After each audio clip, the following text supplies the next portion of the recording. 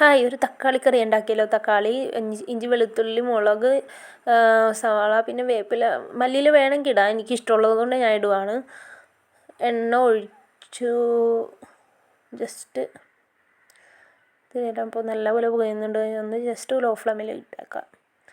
ഞാൻ ആദ്യം തന്നെ ഇഞ്ചിയും വെളുത്തുള്ളിയും മുളകൊക്കെ കൂടി ആ എണ്ണയിലിട്ട് നല്ലപോലെ ഇതാക്കും. മിക്കവരും ചെയ്യുന്ന പരിപാടിയാണ്, എന്നാൽ ചിലവർക്കറിയില്ല. ഞാൻ ഇഞ്ചിയും വെളുത്തുള്ളിയും മുളകൊക്കെ നല്ലപോലെ ഇതിൽ, അപ്പോൾ ആ എണ്ണയിൽ ഇങ്ങനെ നല്ല ഇത് കിട്ടും. ആദ്യം അങ്ങനെയാണ് ചെയ്യണം. പിന്നെ വേപ്പില ഇടും. പിന്നെ മല്ലിയില്ലേ ഞാൻ എണ്ണയിലേക്കാണ് ഇട്ടത്. പിന്നെ സവാള ഇട്ട് നല്ലപോലെ വഴറ്റിക്കഴിഞ്ഞ് നല്ലപോലെ വഴറ്റാം.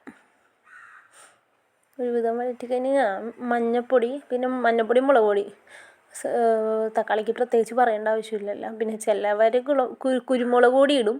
കുരുമുളക് പൊടി വേണമെങ്കിൽ ഇടാം. ഞാൻ കുരുമുളക് പൊടി ഇടുന്നില്ല, മുളക് പൊടി തന്നെ ഇടുന്നുള്ളു.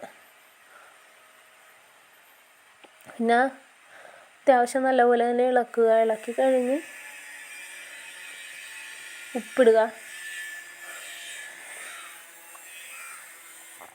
ഉപ്പിട്ട് കഴിഞ്ഞ് നല്ലപോലെ ഒന്നും കൂടി ഇളക്കി നന്നായിട്ടൊന്ന് തന്നെ ഇളക്കണം. പിന്നെ നമുക്ക് ഈ തക്കാളി അങ്ങോട്ട് ആഡ് ചെയ്യാം. തക്കാളി ആഡ് ചെയ്യുമ്പോഴത്തേക്കും അതിൽ നിന്ന് തന്നെ വെള്ളമുണ്ട്. ചിലവരൊക്കെ വെള്ളം ഒഴിക്കാറുണ്ട്, എന്താണെന്നറിയില്ല ചിലവർ. പക്ഷേ അതിൽ ആഡ് ചെയ്യുമ്പോഴത്തേക്കും അതിന് വെള്ളമുണ്ട്. അതങ്ങനെ ആ എണ്ണയിൽ തന്നെ അങ്ങോട്ട് നല്ല ഇതായിട്ട് അങ്ങോട്ട് ഞാൻ മൂടി വെച്ച് ജസ്റ്റ് ഒന്ന് വേവിക്കണം.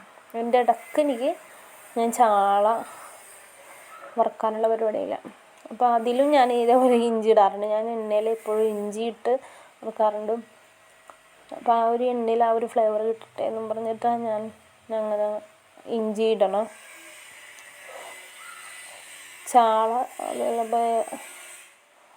വറുത്ത് കഴിഞ്ഞിട്ട് നമുക്ക് ഇതൊന്ന് നോക്കാം. എല്ലാം റെഡിയായി. ചാള വറുത്ത്, തക്കാളിക്കറി, പിന്നെ ഒരു മീൻ കറിയും കൂടി ഉണ്ടായിരുന്നു. ചോറെടുത്തു മീൻ കറിയും കൂടി ഒഴിച്ച് നല്ല അടിപൊളിയായിരിക്കും. നല്ല ടേസ്റ്റായിരിക്കും.